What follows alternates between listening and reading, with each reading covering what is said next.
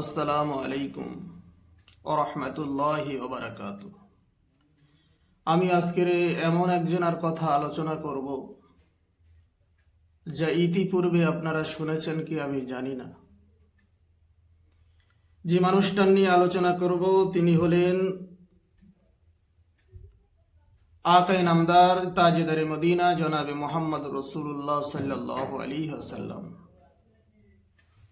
সেই মানুষটা সম্পর্কে এমন একজন মানুষ, এমন একজন মহামানব, দুনিয়ার বুকে এমন মহামানব আর আসেনি যা এসেছিল, তার মতো মহামানব আর আসেনি, আসবে না, আর বর্তমানে নেই, কেউ আসবে না, ভবিষ্যতে দেখা যাবে না এমন একজন মহামানবকে।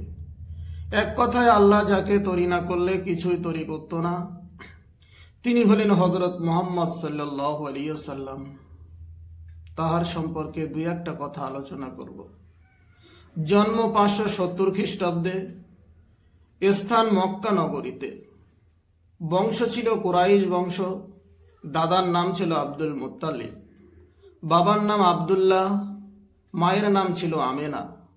দুধমা ছিল হালিমাতুস সাদিয়া, উপাধি ছিল আল আমিন। সুবহানাল্লাহি ওয়া বিহামদিহি সুবহানাল্লাহিল আযীম। সেই মানুষ সম্পর্কে দুই একটা কথা আলোচনা করতে যাচ্ছি। আপনার চোখ ফেটে পানি আসতে পারে ঘটনাটা শুনলে।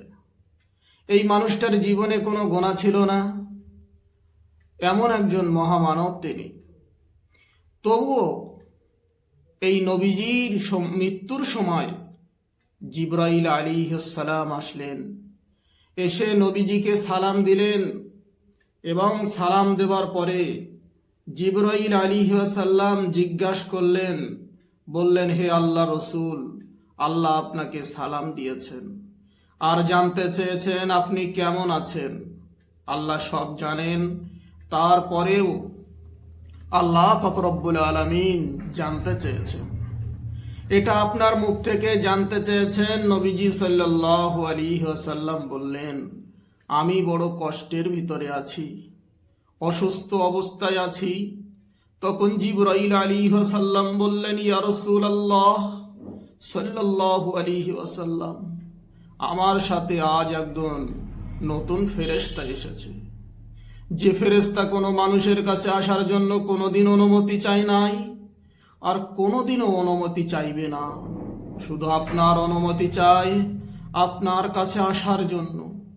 আর সে ফেরেশতার নাম মালাকুল মউত অর্থাৎ জমদূত আজরাইল আলাইহিস সালাম।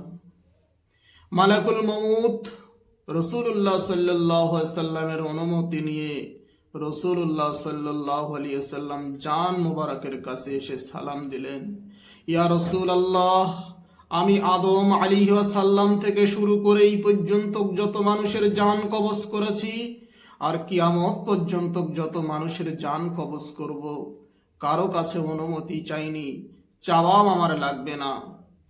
কিন্তু আজকের আসার সময় আল্লাহ বললেন আমি যেন আপনার অনুমতি চাই। নবীজি সাল্লাল্লাহু আলাইহি ওয়াসাল্লাম বললেন, মালাকুল মউত, আমি যদি অনুমতি না দেই। মালাকুল মউত বললেন, ইয়া রাসূলুল্লাহ, আল্লাহ বলেছেন যদি অনুমতি না পাও ফিরে এসো। এমন একজন মহামানব, এমন একজন মানুষ যে আজরাইল আলাইহিস সালাম শুধু তার কাছে অনুমতি চেয়েছিলেন, আর পৃথিবীতে কারোর কাছে অনুমতি তার চাওয়া লাগবে না। এমন একজন মানুষ, সেই মানুষকে আমরা কেমন করে ভুলে থাকি? তার আখলাক চরিত্র, তার নিয়ম নীতি আমরা অনুধাবন করি, চিন্তা করি। আমাদের সকলের মেনে চলা দরকার। তার সুন্নতের পদঙ্কন অনুসরণ করা আমাদের সকলের জরুরি। আমিন। ওয়া আখিরু দাওয়াহুম আনিল হামদুলিল্লাহি রাব্বিল আলামিন।